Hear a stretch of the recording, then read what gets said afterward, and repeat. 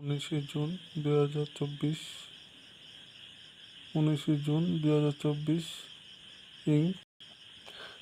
আজ আমাকে বলেছে যে আমার খাওয়ার দাওয়ার দেবে না, খাওয়ার ব্যবস্থা করতে পারবে না।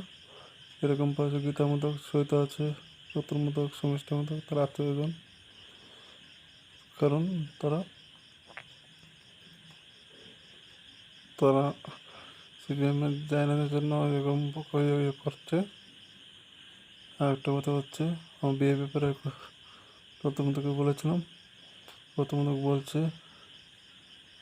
যে আমাকে বলছে যে কেশব ভট্টের মায়া দেখবে, আমাকে এভাবে ঘোরাচ্ছে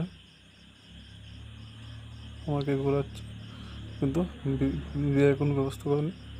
কিন্তু আমি যেন মায়ের থেকে আমি ছিলাম আগে, তখন তারা আমাকে হুমকি টুমকি দিয়ে মেরে আমাকে মেয়েকে ভোলানোর চেষ্টা করেছিল, মেয়ের কিছু যেমন না যায়।